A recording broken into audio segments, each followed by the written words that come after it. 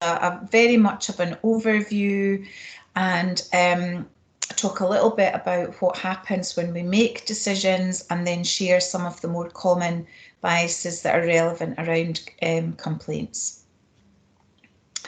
So in terms of defining it, I'm sure you're all very familiar with this, but I quite liked this definition, which is this tendency to lean in a certain direction, which I quite like that. So whether you're for or against a certain element, and it can be a conscious or an unconscious bias. But what we're going to look at today are the probably 3 or so of the key unconscious biases that, as I say, are most relevant. Before we do that, actually, so just to explain some of this, it's really helpful in, again, some of you will be familiar, but in understanding things like human factors, in the science around errors, that part of the reason that we make mistakes is because our brain is actually geared up to work in that way. And so it can be, it can be quite a light bulb for people when they realise and understand some of this. And some of the science behind it is that we behave in certain ways because our brain is trying to be as efficient as possible. So our brain takes lots of shortcuts, and we do it all the time without thinking about it. So we've got, probably hundreds of different unconscious bias. And it's because, so rather than our brains being lazy, what it's doing is it's trying to conserve energy that can be used in the prefrontal cortex, which is the front of the brain that does all of the thinking. Often referred to as the executive brain. I quite like that. One of the things I did in lockdown was study, she's a neuroanatomy, a neurophysiology guru called Sarah Mackay, and she ran a program called The Brain Coach, which actually gave me the idea around using Podia and the complaints coach. So some great stuff that she shared. And she called it your exec brain, and how we use this as a shortcut. So a lot of the biases are shortcuts to try and keep and maintain your energy. So we're doing it because we're trying to be kind to ourselves. We're trying to make decisions that are quick because they're often based on our previous experiences. It's fascinating. So there's a great little experiment that really helps to demonstrate this, probably as well as I can explain it. So I want you just to think about this for a moment, and if you've got a pen and pencil, you could write it down. If a bat and a ball cost £1.10 and the bat costs £1 more than the ball, how much does the ball cost? So just take a moment to think about this. And again, I'll not get you to post it in the chat. You can write it in the chat, but I'll not get you to post it until I say, so just take a moment so that people can't see other people's answers. So if a bat and a ball cost £1.10, the bat's £1 more than the ball, how much does the ball cost? And if you write your answer in the chat, and then if you post it in 3, 2, 1, and post.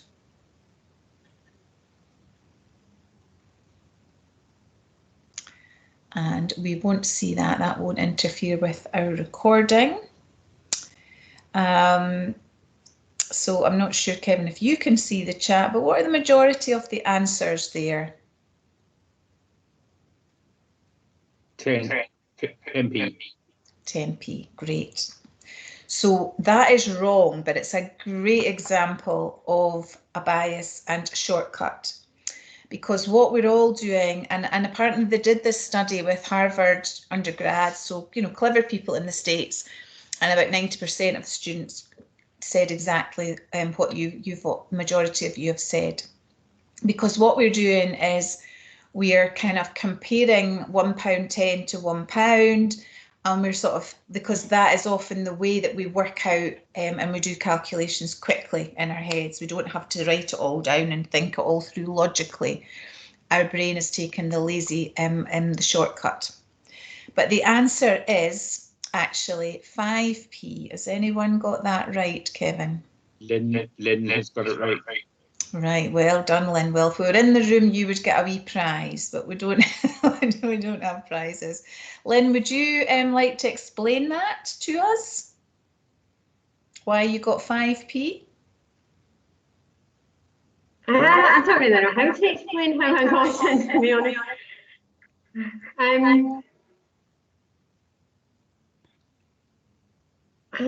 I've started getting some of the algebra, sort of sum of £1.10 minus y is x plus 1, and come up with 5p.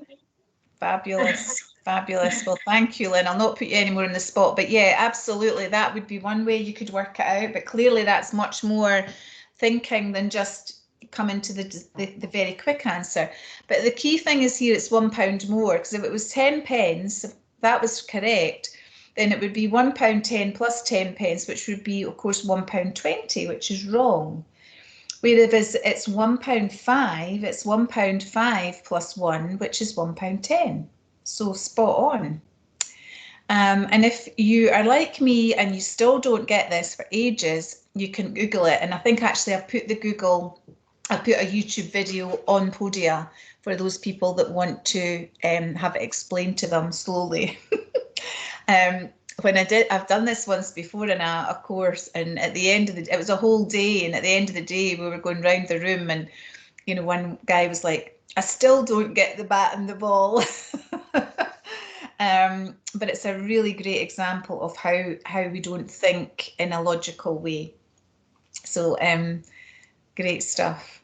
So unconscious bias allows the brains to take the shortcut. I've explained all of that based on our previous learning.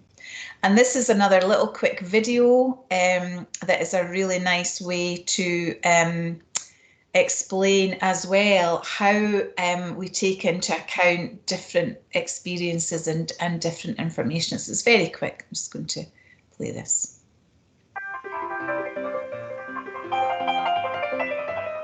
Clearly, somebody in this room murdered Lord Smythe, who, at precisely 3:34 this afternoon, was brutally bludgeoned to death with a blunt instrument. I want each of you to tell me your whereabouts at precisely the time that this dastardly deed took place. I was polishing the brass in the master bedroom. I was buttering his lordship's scones below stairs, sir. Why, I was planting my petunias in the potting shed. Constable, arrest Lady Smythe. But how did you know? Madam, as any horticulturist will tell you, one does not plant petunias until May is out. Take her away. That's right, madam. It's just a matter of observation. The real question is, how observant were you?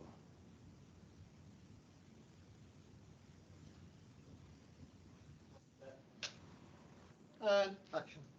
Clearly, somebody in this room murdered Lord Smythe, who, at precisely 3:34 this afternoon, was brutally bludgeoned to death with a blunt instrument. I want each of you to tell me your whereabouts at precisely the time that this dastardly deed took place.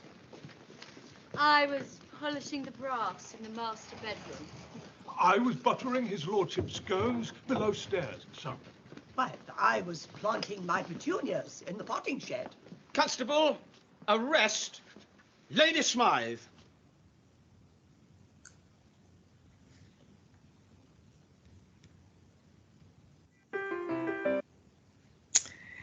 So yeah, I mean, it's interesting, isn't it, around we don't always notice because we're not always looking, and it's just a kind of fun video that helps to share that. And it is relevant for us in complaints or in feedback and in the roles that you're doing, because often we do go down a particular route because of the information that we already have. And confirmation bias is one that is really relevant in complaints and particularly in investigations. And it's one that you might want to be aware of as we go through this programme. And I've got, again, a little story that was shared by a clinician, and unfortunately probably isn't that terribly unusual in when we make wrong clinical decisions. And this was an example, and it wasn't in Lanarkshire, when a patient came into ED, and I know we've got Julia from ED, it came into A&E with muscular pain, I think sort of lower back pain, kind of mainly in the shoulders. And were kind of put through to minors and got a musculoskeletal assessment, etc., etc. And so that was the path that they were going down. And what happened, to cut a huge long story short, is that there was a missed MI because, and you could argue that confirmation bias had a huge part to play in that, because every person that then went on to see the patient was looking at the original assessment, which was that this was to do with some sort of musculoskeletal issue. So the knack in this, and again, drawing this to your awareness, has been able to sort of stop and think, right, you know, have we considered other options? That you should always really try and keep an open mind.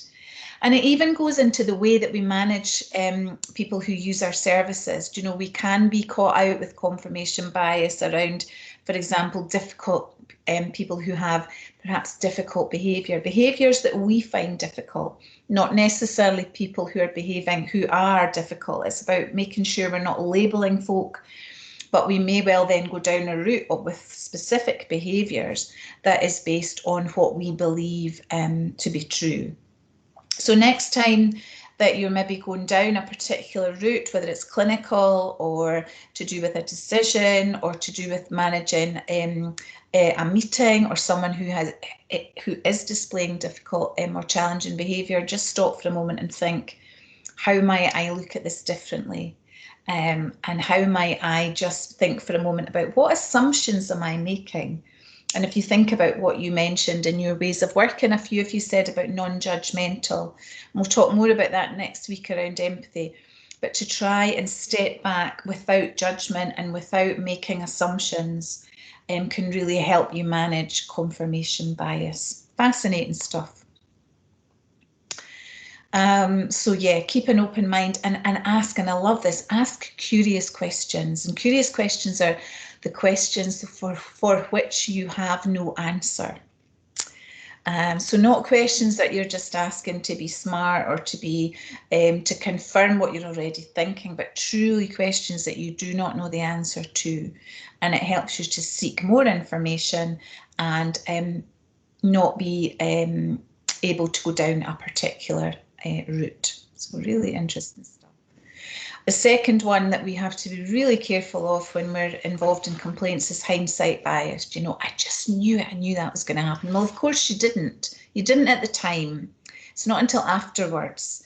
And certainly with an SPSO, it is something that we are very conscious of. And we do always ask our advisors to be aware of not using hindsight bias. You have to be giving your view about whether care and treatment was reasonable at the time within that particular context, not when you know all of the other things that happened afterwards. And I'm sure we're all very much aware of that. So hindsight bias is another one that's really important. And the final one I quite like is the halo bias. So you can image in my head, of course, is the kind of angel halo.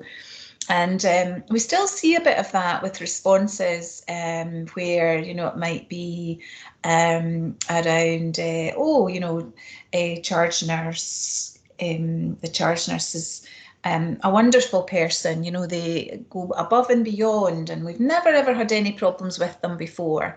And that may be absolutely true, but that doesn't mean to say that they can't make a mistake or that there can't be an issue.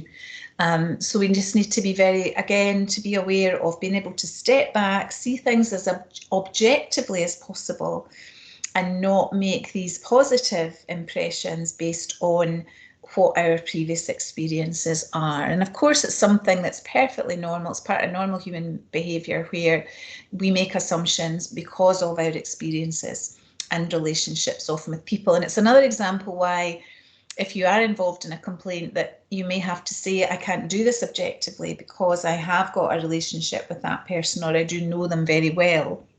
And how truly independent can you be if you are closely involved? So again, another something just worth thinking about. And we could end the recording again, Kevin, thanks.